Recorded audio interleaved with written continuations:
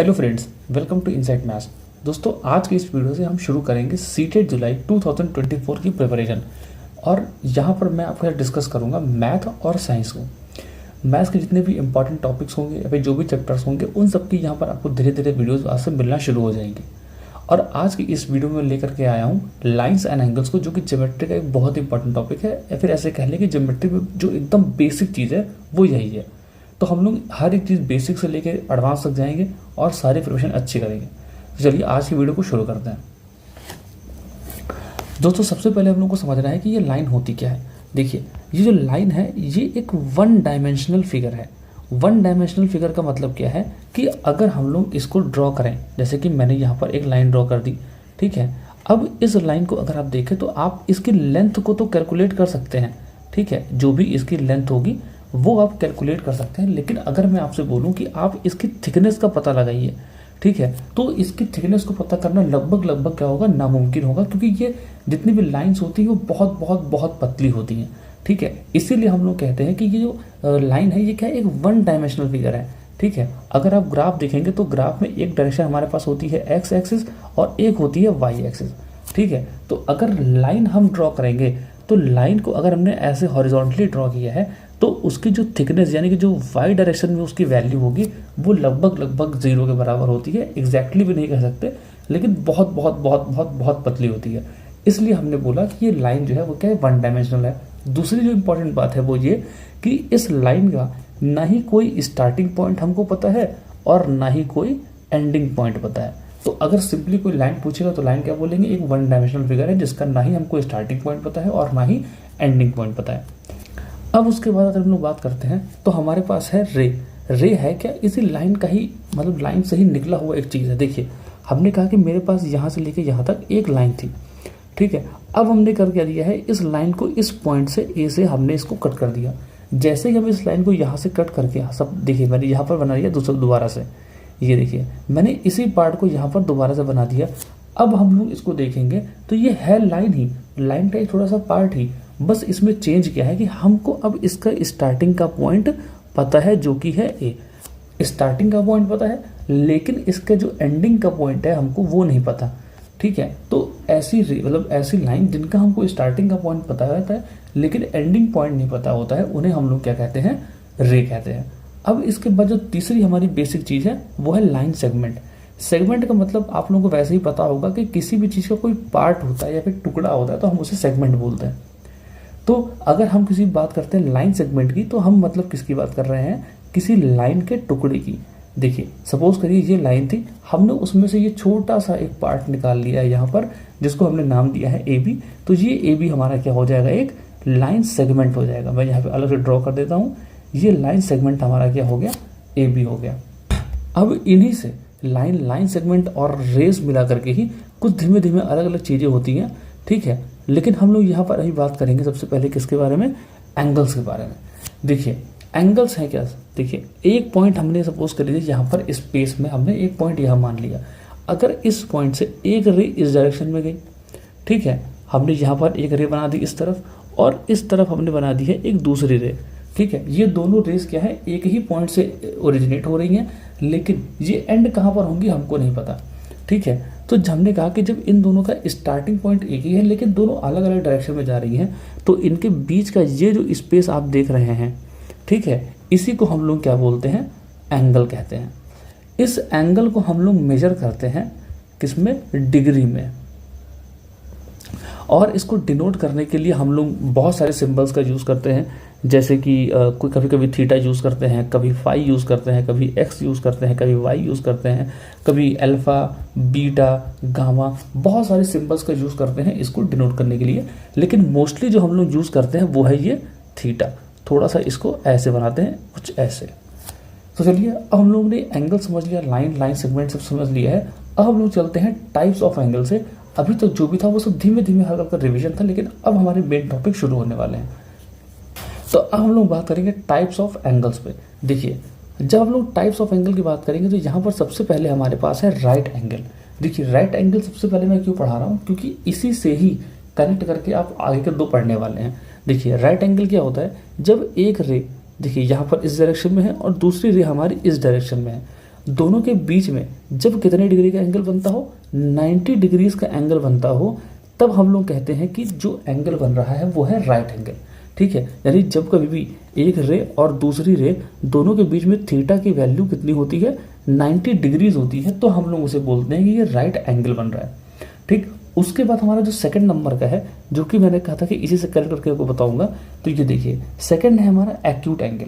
Acute angle क्या होता है, देखिए अगर अभी मैं इसी पॉइंट से मैं ऊपर एकदम 90 डिग्रीज के पास एक लाइन ड्रॉ कर देता हूँ, ये देखिए, तो अब इस लाइन में और इस लाइन में जो एंगल बनेगा वो थीटा कितना होगा, 90 डिग्री होगा। लेकिन अगर कभी ऐसा हो जाए कि एंगल थीटा जो है वो 90 डिग्री से कम बनता है, तो हम लोग उसे क्या बोलते हैं, एक्यूट एंगल कहते हैं। और वैसे ही अगर कभी ऐसा हो गया कि एंगल जो है वो 90 डिग्री से ज़्यादा बन रहा है, देखिए ये 90 डिग्री वाली लाइन है, अगर इससे इधर की तरफ एंगल बन जाता है तो वो क्या हो गया, हमारा ऑब्ट्यूज एंगल हो गया। लेकिन एक इसमें कंडीशन ये है कि जो थीटा होगा, यानी जो थीटा होगा यहाँ पर, वो 180 से ज़्यादा नहीं हो सकता। अगर इस रेंज में रहेगा, मतलब कि 90 से ज़्यादा रहेगा लेकिन 180 से कम रहेगा, तो उस वाले रेंज के जो इतने भी एंगल्स होंगे उनको हम ऑब्ट्यूज एंगल बोलते हैं। उसके बाद है हमारा स्ट्रेट एंगल। स्ट्रेट एंगल मतलब क्या है, देखिए ये हमारा पॉइंट है जहाँ से हमारे सारे एंगल ओरिजिनेट हो रहे हैं। सपोज कर लीजिए ये ए है, इस ए से एक लाइन गई है हमारी इस डायरेक्शन में, ठीक है, और दूसरी लाइन गई है बिल्कुल इसके ऑपोजिट इस लाइन इस तरफ, ठीक है, और यहाँ पर जो एंगल बन रहा है वो कितने का है, 180 डिग्रीज का है। तो ये जो एंगल बन रहा है इसको हम लोग बोलते हैं स्ट्रेट एंगल। उसके बाद जो पांचवा है हमारा वो है रिफ्लेक्स एंगल।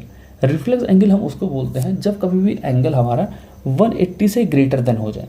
ठीक है, देखिए यहाँ पर ऑब्ट्यूज एंगल क्या था, 90 डिग्री से ग्रेटर देन, और जो हमारा रिफ्लेक्स एंगल है वो कितना ज़्यादा होता है, 360 से 180 से ग्रेटर रहता है। यानी थीटा की वैल्यू जब कभी भी बड़ी हो जाएगी 180 डिग्री से, तो हम लोग उसको रिफ्लेक्स एंगल बोलेंगे। बस ये ध्यान रखिएगा कि थीटा की वैल्यू 360 से छोटी रहती है, क्योंकि अगर 360 हो जाता है, ठीक है, देखिए 360 का मतलब क्या है कि मेरी एक लाइन ऐसे गई, ठीक है, अब इसी पे एक दूसरी रे जो पूरा यहाँ से घूम करके वापस आकर के फिर से इसी के ऊपर दोबारा से लाई कर जाए। ये देखिए पहली रो भी घूम के ऐसे ही गई थी और दूसरी भी इसी के ऊपर आ गई। तो अब हम लोग देखें तो दोनों लाइंस के बीच में कितना कितना का एंगल है। अगर एक तरीके से देखो तो दोनों एक ही डायरेक्शन में जा रही हैं, अगर दोनों सेम डायरेक्शन में जाए तो उनके बीच में 0 डिग्री का एंगल है। एक तरह से हम ऐसे बोल सकते हैं, या फिर हम ऐसे समझें कि ये पूरा चक्कर लगा करके एक कंप्लीट राउंड लगा करके आई है, तो हम यहाँ पर थीटा को 360 डिग्रीज भी बोल सकते हैं। ठीक है, तो हमने कहा कि अगर मान लो वो पूरा 360 घूम जाएगी तो फिर से उसी प्लेस पर पहुंच जाएगी, इसलिए हम लोगों ने बोला कि 360 से कम रहेगा तो हम लोग उसे क्या नाम देंगे, रिफ्लेक्स एंगल देंगे। वैसे तो मुझे उम्मीद है कि ये सब आपको पहले से ही पता होगा, लेकिन फिर भी एक क्विक रिवीजन के तौर पर मैंने आपको समझा दिया है। जो मेन चीज़ें शुरू होती है वो अब शुरू हो गई हैं, जो कि पेपर में पूछी जाती हैं अक्सर। उनमें सबसे पहला है हमारा कॉम्प्लीमेंट्री एंगल्स। इसको ध्यान से समझिएगा क्योंकि पेपर में इस पर क्वेश्चन जरूर आता है। देखिए कॉम्प्लीमेंट्री एंगल्स, जिसको हम लोग हिंदी में कहते हैं पूरक कोण। ठीक है, मैं हिंदी में इसका नाम क्यों बता रहा हूँ, क्योंकि अभी आपको इसको समझने में थोड़ी सी आसानी होगी इस नाम की वजह से। देखिए कॉम्प्लीमेंट्री एंगल्स, सपोज करिए मैंने आपको यहाँ पर एक राइट एंगल बना के दिखाया है यहाँ पर। ठीक है, ये रहा एक राइट एंगल। इस राइट एंगल को डिवाइड करती है एक लाइन यहाँ पे ऐसे, ये रहा। अब देखिए यहाँ पर जो एंगल बन रहा है, एक ये एक्स और एक ये वाई।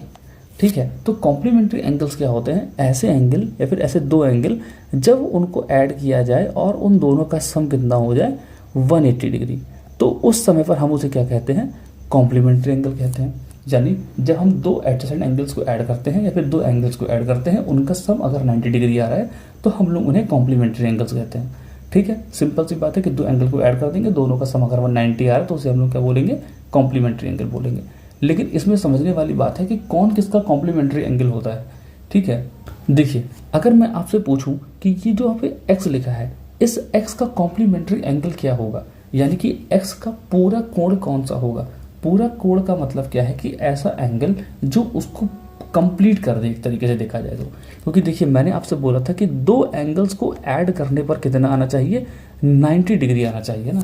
तो अब एक्स में हम ऐसा क्या ऐड कर दें कि यह 90 डिग्री हो जाए।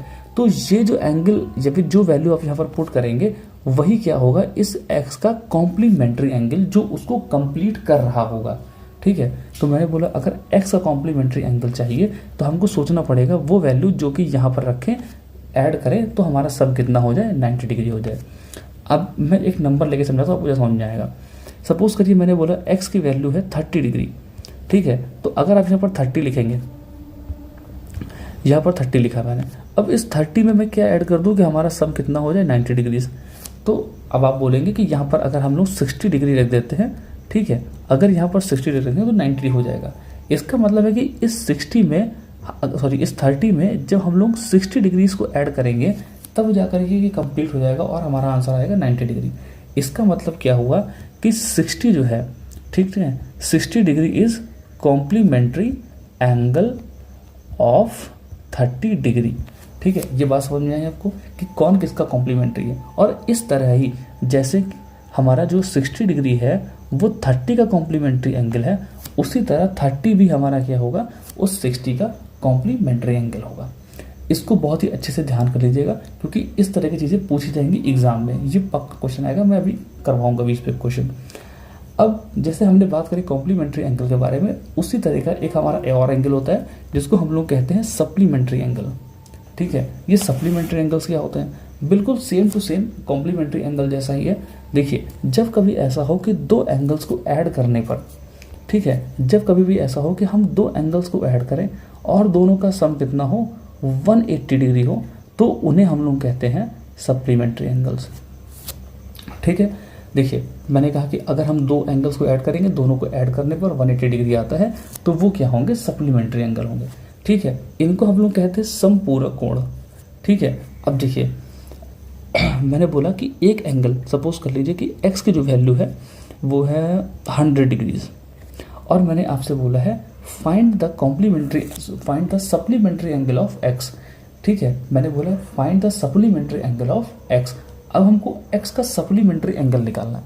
तो मैंने आपको पहले ही कॉम्प्लीमेंट्री में समझाया था कि ऐसी वैल्यू जिसको हम लोग ऐड करें, ठीक है, जिससे कि हमारा सम कितना हो जाए, 180 डिग्री, क्योंकि यहाँ पर हम बात कर रहे हैं सप्लीमेंट्री एंगल की।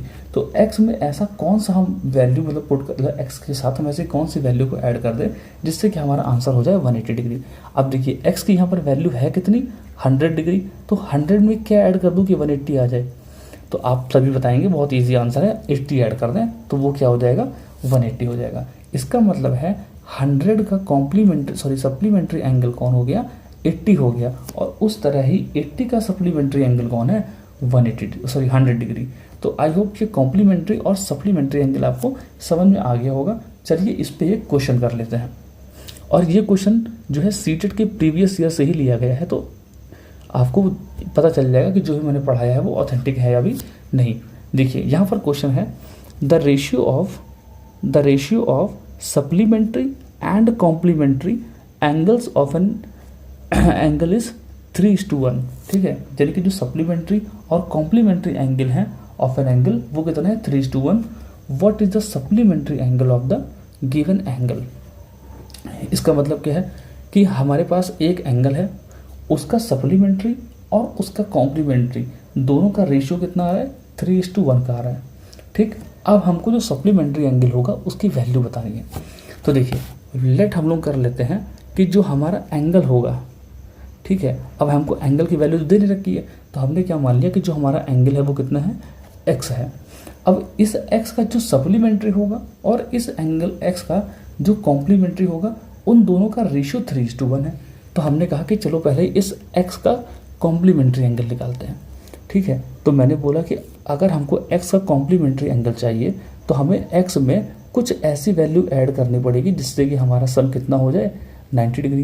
तो मैंने कहा थोड़ी देर के लिए मान लेते हैं कि वो वैल्यू है y। ठीक है, तो अगर x प्लस वाई को ऐड करने पर 90 डिग्री आ रहा था, तो जो x का कॉम्प्लीमेंट्री एंगल होगा वो कौन होगा, y। तो हमें y की वैल्यू कैसे मिलेगी, y इज इक्वल टू कितना हो जाएगा, 90 माइनस एक्स। ठीक है, अगर हम 90 में से x को घटा देंगे तो वही तो हमारी y की वैल्यू हो जाएगी। और इस तरह से ही अगर हम सप्लीमेंट्री जो x का सप्लीमेंट्री है उसको निकालेंगे तो वो कैसे आएगा, x प्लस यहाँ पर z ले लेते हैं सप्लीमेंट्री एंगल, तो कितना आना चाहिए, 180 डिग्री आना चाहिए। यहाँ पर हमने ऊपर वाले केस में कॉम्प्लीमेंट्री निकाला है और नीचे वाले केस में हम सप्लीमेंट्री निकाल रहे हैं। ठीक है। तो हमने बोला x प्लस जेड कर देंगे तो 180 डिग्री आना चाहिए, और ये जो z है ये क्या है, इस x का सप्लीमेंट्री एंगल है।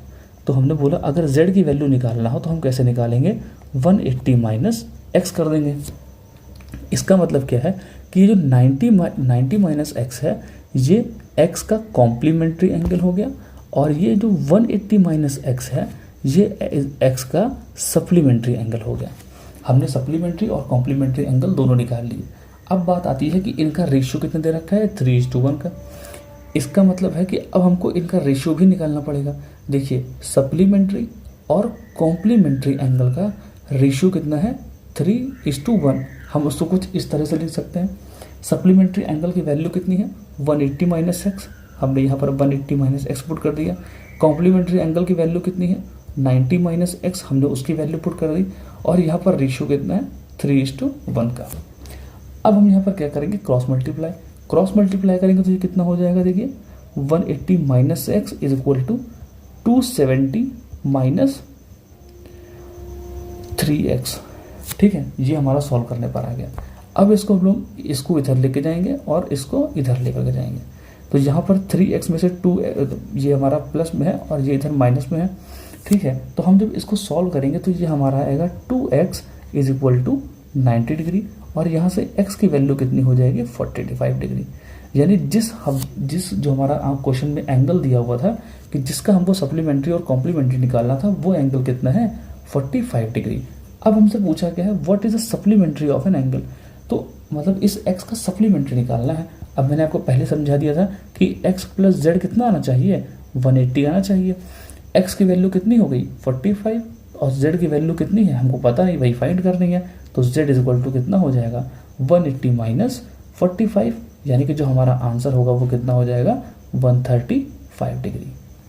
ठीक है, ये क्वेश्चन तो हमारा सॉल्व हो गया। अब हम लोग चलते हैं आगे। आई होप आपको ये क्वेश्चन समझ में आ चुका होगा। अब हम लोग बात करेंगे लीनियर पेयर एक्सिम के बारे में।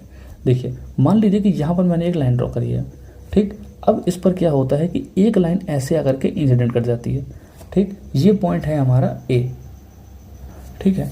अब देखिए आपको यहाँ पर दो एंगल दिखाई दे रहे होंगे, एक ये और एक ये। मैं इनको नाम दे देता हूँ एक्स और वाई का। तो लीनियर पेयर एक्सिम ये कहती है कि अगर एक लाइन पर कोई दूसरी लाइन आकर के इंसिडेंट करती है, फिर मीट होती है, तो जो एडजेसेंट के एंगल हैं, दो एंगल आपको ये दिखाई दे रहे हैं, ये इनका सम कितना होगा, 180 डिग्री। ये है हमारी लीनियर पेयर एक्सिम, आपको ये पहले से भी पता होगी। तो हमने कहा कि अगर एक स्ट्रेट लाइन पे एक लाइन आकर गिरती है तो जो दोनों एंगल होंगे उन दोनों का सम कितना हो जाएगा, 180 डिग्री। हालांकि ये सिर्फ एक ही लाइन के लिए नहीं वैलिड है। अगर मान लीजिए एक ही पॉइंट पर, ठीक है, इस एक पॉइंट पर ही कितनी भी लाइंस आकर के गिर जाएं, ये देखिए मैंने इस तरह का फिगर बना दिया। यहाँ पर ये एंगल हो गया x, ये y, ये हो गया z, ये हो गया a, ये हो गया b। अगर आप इन सारे एंगल्स को जोड़ेंगे, ठीक है, तो इन सब का सम भी कितना होगा, 180 डिग्री ही होगा। ये बात आपको पता होनी चाहिए। अब देखिए यहाँ पर मैंने एक क्वेश्चन भी आपके लिए लगा रखा है जो कि सीटेट में पूछा गया है। If the sum of two adjacent angle is 180 degree then these angles are called. उनका नाम क्या होगा। देखिए कितनी सिंपल सी बात है, लेकिन फिर भी पेपर में पूछी गई है कि अगर दो एडजेसेंट एंगल जिनका सम कितना है, 180 डिग्री है, तो उनको हम लोग क्या नाम देते हैं। देखिए करस्पॉन्डिंग एंगल्स कहते हैं, नहीं। पेयर ऑफ ऑल्टरनेट कहते हैं, नहीं। कॉम्प्लीमेंट्री एंगल्स कहते हैं, नहीं। लीनियर पेयर बोलते हैं, हाँ, क्योंकि कॉम्प्लीमेंट्री एंगल में तो सम कितना होता है, 90 डिग्री होता है, और लीनियर पेयर में ही सम कितना होता है, 180 डिग्री होता है। तो इसका मतलब है इसका आंसर कितना हो जाएगा, ऑप्शन नंबर 4। अब इसके आगे चलते हैं जो कि है orientation of pair of lines in 2 dimension. ये टॉपिक इंपॉर्टेंट है क्योंकि यहाँ से आप कुछ नई नई चीज़ों को सीखेंगे। देखिए यहाँ पर मैं बात करने वाला हूँ orientation of pair of lines. जब भी मैं बात करूँगा पेयर ऑफ लाइंस, इसका मतलब क्या है कि वहाँ पर मैं कम से कम 2 लाइनों की बात करूँगा, ठीक है। अब 2 लाइनें हमारे स्पेस में किस तरह से ओरिएंट होती हैं या फिर किस तरह से अरेंज होती हैं, उसके बारे में हम बात कर रहे हैं। देखिए मान लीजिए कि मेरे पास 2 लाइन है, अगर मुझे उनको एक 2 डायमेंशनल स्पेस में अरेंज करना है। 2 डायमेंशनल स्पेस का मतलब क्या है, जैसे कि आपकी कॉपी का पेज है, उसके पास देखिए एक डायरेक्शन कुछ इस तरह में होगी और एक डायरेक्शन कुछ ऐसे ही है। तो ये जो स्पेस आपको दिखाई दे रहा है, ये वाला, इसी को हम लोग क्या कहते हैं, 2 डायमेंशनल स्पेस कहते हैं, ठीक है। इसमें कोई भी थिकनेस या फिर हाइट नहीं होती है, ठीक है। अगर मैं कुछ इस तरह का स्पेस बनाता, ठीक है, जिसमें मैंने एक बनाई है एक्स एक्सिस, एक बनाई है वाई एक्सिस, और ये तीसरी डायमेंशन मैंने बना दी जो कि है जेड एक्सिस। तो ये हमारा हो गया 3 डायमेंशनल स्पेस। लेकिन यहाँ पर अभी मैंने सिर्फ और सिर्फ 2 डायमेंशन बनाई है, तो ये हमारा जो स्पेस बनेगा ये कैसा है, 2 डायमेंशनल स्पेस। जब हम लोग 2 डायमेंशनल स्पेस में लाइन को अरेंज करेंगे तो वो लाइन्स किस तरह से अरेंज होंगी उसके बारे में हमको समझना है। देखिए यहाँ पर मैं बात करता हूँ लाइन्स के अरेंजमेंट की, वो भी 2 डायमेंशन में। तो कुछ लाइन होती हैं जो कि ऐसे अरेंज कर सकती हैं, जैसे कि एक लाइन ऐसे गई और दूसरी लाइन ने इसको ऐसे कट कर दिया, ये हमारा पहला अरेंजमेंट है। ठीक है, दूसरा अरेंजमेंट क्या है कि लाइन है, एक लाइन हमारी ऐसे गई सीधे, ठीक है, और दूसरी लाइन भी किधर चली गई, बिल्कुल ऐसे, यानी कि उसके पैरेलल। और तीसरी लाइन कैसे जा सकती है कि एक लाइन ऐसे गई थी, ठीक है, और दूसरी लाइन भी बिल्कुल ठीक उसके ऊपर ऐसे, उसी के ऊपर ऊपर चली जा रही है। ठीक, ये हमारी दूसरी लाइन हो गई। ठीक है, तो इन 3 तरह से हमारी लाइंस क्या हो सकती हैं, अरेंज हो सकती हैं। ये मैं आपको क्यों बता रहा हूँ, क्योंकि अभी यहाँ से आप आगे की चीज़ें सीखने वाले हैं। देखिए ये जो पहला वाला मैंने केस बनाया है, इनको बोलते हैं इंटरसेक्टिंग लाइन। ठीक है, यहाँ पर जो लाइंस बनी है वो कैसी हैं, इंटरसेक्टिंग है। दूसरे केस में जो लाइंस हैं वो कैसी हैं, पैरेलल हैं। ठीक है, और थर्ड में जो है वो लाइंस कैसी हैं, कोइंसिडेंट हैं। ठीक है, पहले में जो है वो इंटरसेक्टिंग है। देखिए इंटरसेक्टिंग में क्या होता है कि 2 लाइन आपस में मीट करती हैं किसी एक पॉइंट पर। पैरेलल में क्या होता है कि वो लाइंस कभी भी एक दूसरे को मीट नहीं करेंगी। और तीसरा जो हमारा है वो है कोइंसिडेंस। इसका मतलब क्या है कि एक ही लाइन के ऊपर दूसरी लाइन उसी के ऊपर से चली जाती है, मतलब दोनों क्या आएंगी, एक के ऊपर एक होकर चली जाएंगी। अब यहाँ पर जो हमारी पहली वाली केस है, यानी कि जो इंटरसेक्टिंग वाला केस है, उसमें आपको बता दूं कि एक इंपॉर्टेंट चीज़ निकल के आती है जिसका नाम होता है वर्टिकली अपोजिट एंगल। ठीक है, जब आप क्वेश्चन को सॉल्व करेंगे तब आपको इसकी ज़रूरत पड़ेगी, वर्टिकली अपोजिट और एंगल्स। ठीक है, ये वर्टिकली अपोजिट एंगल्स होते क्या हैं, देखिए जैसे आपने ये देखा कि यहाँ पर ये लाइन, ठीक है, ये मान लेते हैं L1 और ये हो गई L2, ये दोनों आई आपस में इस पॉइंट पर इंटरसेक्ट कर रही हैं। तो अब आपको यहाँ देखेंगे कि यहाँ पर एंगल्स बन रहे हैं, एक ये, एक इधर भी है और इधर भी है। ठीक है, तो मैं आपको बता दूं कि जो ऑपोजिट के एंगल्स हैं इसमें क्या होता है, बराबर होते हैं। इसका मतलब देखिए यहाँ पर सपोज कर लीजिए कि एक एंगल x है। अब इस x के बिल्कुल ऑपोजिट अगर आप देखेंगे तो किधर देखेंगे, इस साइड में। ठीक है, इस x के बिल्कुल ऑपोजिट आप किधर देखेंगे, इधर साइड में। तो ये भी क्या होगा, x के बराबर होगा। ठीक, और ठीक उसी तरीके अगर देखेंगे यहाँ पर y है तो यहाँ पर भी कितना हो जाएगा, y हो जाएगा। और ये दोनों एंगल्स भी आपस में कैसे होते हैं, बराबर, यानी x वाला x के बराबर होगा और इधर y वाला y के बराबर होगा। अगर मैं आपको नाम लिख के दिखाऊं तो कुछ ऐसे भी हम लोग कह सकते हैं कि ये जो हमारा एंगल 1 है, ये जो एंगल 1 है ये किसके बराबर होगा, एंगल 2 के बराबर होगा। और अगर हम लोग इसको एंगल 3 का नाम देते हैं तो एंगल 4 के बराबर होगा। ठीक, यानी कि एंगल 1 किसके बराबर है, एंगल 2 के, एंगल 3 किसके बराबर है, एंगल 4 के। और ये क्यों बराबर है, क्योंकि ये वर्टिकली अपोजिट एंगल्स हैं। इसको ध्यान रखिएगा क्योंकि ये आपके पेपर में कहीं ना कहीं पर यूज जरूर हो जाएगा क्वेश्चन को सॉल्व करते हुए। फिर आता है हमारा पैरेलल और उसके बाद है हमारा कोइंसिडेंट। ठीक है, कोइंसिडेंट में याद रख लीजिएगा कि दोनों के बीच में जो एंगल है वो कितनी डिग्री का होता है, 0 डिग्री का होता है। उसके बाद अब जहाँ पे एक क्वेश्चन भी दे रखा है, देखिए 2 line segment AB and CD intersect each other at O। ठीक, 2 लाइन सेगमेंट हैं AB और CD, दोनों इंटरसेक्ट कर रहे हैं एक दूसरे को at O। If OAC is equal to 40 degree, OCA is equal to 60 degree, ODB is equal to 50 degree and OBD is equal to X, तो हमको बताना है what is the value of X। तो सबसे पहले हम लोग क्या करेंगे, 2 लाइंस को ड्रॉ कर लेंगे। एक लाइन मैंने ऐसे ड्रॉ कर ली, ठीक है, और फिर दूसरी लाइन जो है वो हमने ऐसे ड्रॉ कर ली। ये हमारी 2 लाइंस हो गई। उसके बाद हमने इसको नाम दे दिया है, यहाँ पे A, ये हो गया B, ये हो गया C और ये है हमारा D। फिर उन्होंने बोला OAC is equal to 40 degree, तो ये हमारा पॉइंट था इंटरसेक्टिंग का O वाला। तो OAC, अब मैं आपको एक बात और बता दूं कि यहाँ पर जो एंगल, जो नाम बीच में रहता है ठीक है, हमेशा एंगल उसी पर ही बनाना है। तो हम यहाँ ओ से शुरू करेंगे, ए तक गए और ओ से हमको सी पे आना पड़ेगा। तो यहाँ पे हमारा ए जो है वो बीच में आ रहा है, देखिए यहाँ पर ए जो है वो बीच में था, इसलिए हमने कहा कि यहाँ पर कितना एंगल बनेगा 40 डिग्री। तो ओ ए सी यहाँ पर एंगल कितना हो गया 40 हो गया। ओ सी ए, तो ओ सी ए यहाँ पर कितना एंगल है 60 डिग्री है। उसके बाद O D B, O D और यहाँ से हमको बी आना पड़ेगा क्योंकि एंगल कहाँ बन रहा है यहाँ पर, ये कितना है 50 डिग्री है। देन ओ बी डी कितना हो जाएगा, हमको ये एंगल बताना पड़ेगा कि ये एंगल कितना है। देखिए यहाँ पर 40 है, यहाँ पर 60 है। आप सभी को एंगल सम प्रॉपर्टी पता होगा, अगर नहीं पता है तो मैं अभी आगे आपको पढ़ाऊंगा। वैसे अभी मैं एक समरी बता देता हूँ कि एंगल सम प्रॉपर्टी कहती है कि एक ट्रायंगल के सारे एंगल का सम होता है 180 डिग्री। ठीक, अगर सपोज करिए ये एक ट्रायंगल है तो इसके जो तीनों एंगल्स हैं उनको ऐड करेंगे तो कितना आंसर आएगा 180 डिग्री आएगा।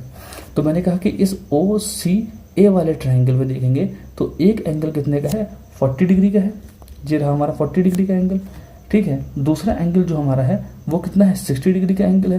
तो ये तीसरा वाला कितने का हो जाएगा, ऑब्वियस सी बात है 60 और 40 कितना हो जाएगा 100। तो थर्ड एंगल जो हमारा होगा वो कितना हो जाएगा 80 डिग्री का। अब मैंने आपको बताया था कि अभी वर्टिकली अपवर्ड एंगल क्या होता है कि अगर दो लाइंस आपस में इंटरसेक्ट करती हैं तो वो जो सामने सामने के एंगल होते हैं उनको वर्टिकली अपोजिट एंगल्स बोलते हैं। तो यहाँ पर ये एक एंगल है, सॉरी लाइन है, और ये हमारी दूसरी लाइन है। अब इस 80 के सामने का एंगल कौन सा है, ये वाला। तो इस एंगल की वैल्यू भी कितनी हो जाएगी 80 डिग्री। हमको फाइंड करना है एक्स, एंगल सम प्रॉपर्टी लगाएंगे, तीनों एंगल का सम कितना होना चाहिए 180 डिग्री। तो 80 plus 50 plus x is equal to कितना होना चाहिए 180। 80 और 50 मिला कितना हो जाएगा 130 plus x is equal to 180 degree, और यहाँ से एक्स की वैल्यू कितनी आ जाएगी 50 डिग्री। ठीक है, हमने एक्स की वैल्यू फाइंड कर ली। आई होप यहाँ तक आपको सारी चीज़ें अच्छे से क्लियर हो रही होंगी। उसके बाद हम लोग बात करेंगे angle between pair of parallel lines and transversal. लेकिन फ्रेंड्स ये है थोड़ा सा इंपॉर्टेंट टॉपिक, ठीक है, और अगर मैं इसको पढ़ाऊंगा तो लगभग 15 से 20 मिनट मुझे इसको पढ़ाने में जाएंगे, इसलिए हम लोग इसको डिस्कस करेंगे अपनी अगली वीडियो में। ठीक है, मैं आपसे एक रिक्वेस्ट करूंगा कि प्लीज़ कॉपी पेन लेकर के अच्छे से नोट्स बना करके वीडियो को देखिएगा। ठीक है, यहाँ पर मैं हर एक टॉपिक को अच्छे तरीके से पढ़ाऊंगा, आपको डेली वीडियोस मिलेंगे और जितने मैथ की प्रिपरेशन है 6 to 8 की वो यहाँ से पूरी हो जाएगी। तो अगर आपको वीडियो अच्छी लगी हो, हेल्पफुल लगी हो, तो इसको लाइक कर देना, कमेंट कर देना कोई अगर डाउट होता है तो, और अपने दोस्त जो भी प्रिपरेशन कर रहे हो उनके साथ भी शेयर कर देना। मिलते हैं अपनी अगली वीडियो में, तब तक के लिए बाय बाय।